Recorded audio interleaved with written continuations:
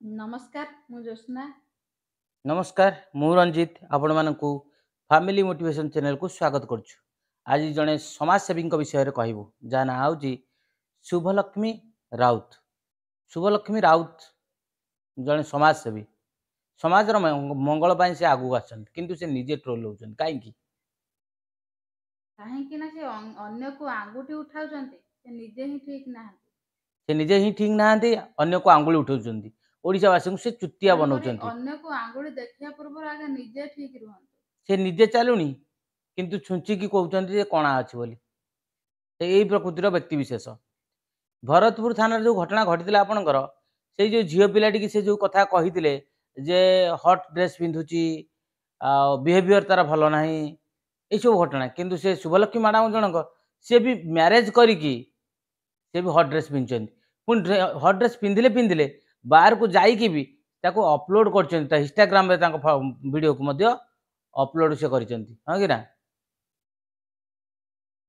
Shubhalakshmi madam आपण आगे निजे ठीक रुहतु तापर जड़े समाजसेवी कहे आजिकल तो समाजसेवी ना आपण मैंने जन जन कलंक कहले चलती कहीं समाजसेवी ना आप पैसा लुटुंट मुझे भक्तभोगी आपण मैंने कहे आम समाजसेवी कर समाज को सेवा करुचु मनकर काउनसिल जो कहते करने पुओ झील को मिसाइवाई कहते आप मिसाइवाई कहे कहे मत 2000 दियो 4000 दियो ये हिं करते आजिकल समाजसेवी आज्ञा होती एमतीका भर 10% जब बिना पैसा कम करुवे किंतु आप पैसा लुट कर नहीं मध्य आपण भी जड़े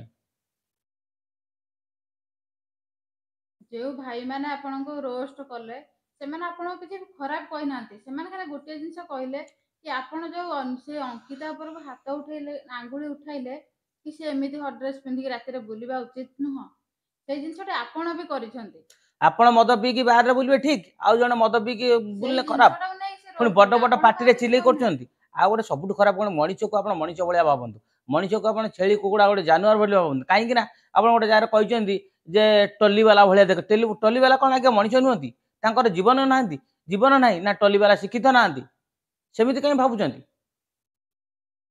तमाने टलीवाला दुनिया जी टलीवाला सब खराब आप एका दुनिया भल आप समाजसेवी समाजर मंगल करेंगे आपण होउचंदी समाज को गठन करेंगे आप समाजसेवी हबार 1% ना शुभलक्ष्मी मैडम या द्वारा मुझे वीडियो माध्यम कहीदे आप निजक आगे सुधारतु अन्य को सुधारे अन्य को सुधारे समाज सुधर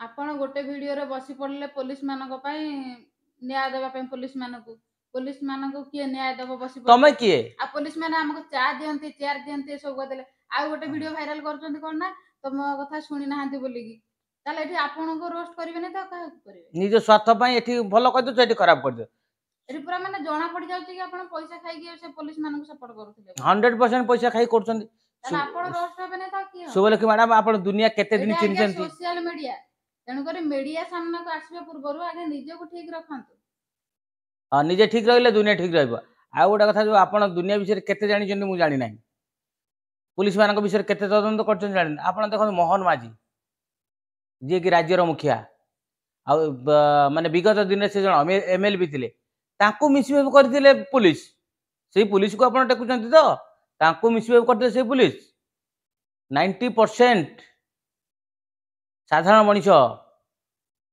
पुलिस माने तांको शोषण करि चलचंती मनीष भली मानती नहीं खाकीर पावर देखाती आप जानवे कौटू से विषय आप पैसा नहीं कम करती प्राक्टिकल थर गाँ गली आसी देखो ना गोटे गरीब मलिमुंडिया को केमी बिहेव करती पुलिस मैंने स्टार लगी खाकी वर्दी पुलिस मैंने के देखी से गुड़ा आम आज्ञा देखीचु अंगलिबा कहानी आम लाइफ भी सेमती घटी आज गोटे वीडियो भाइराल कर मारुंट आपड़ एत भद्र व्यक्ति एत भल आप जन समाजसेवी आप माड़ कहीं खाइले से जो मैडम जन कला ड्रेस पिंधिक आसो बाडौं कौन पे चपल बाड़े आइले आप कहीं ठिया मारे झापुड़ा मारे आप तो समाजसेवी आपण 1000 लोक बाहर था कहीं आप समाज मंगल चाहूना समाज भल चाहूना आपण 2 पैसा रोजगार करेंगे आ निजक नारी नेत्री भाव में देखे आपण को गोटे कथा कहूँ आपण समाज सेवा करने बाहर ना कारण आपण कथबार्ता तो ठीक ना आपण केमी गोटे पुओ झील जो अलग हो एकाठी करने बसी पड़ुंट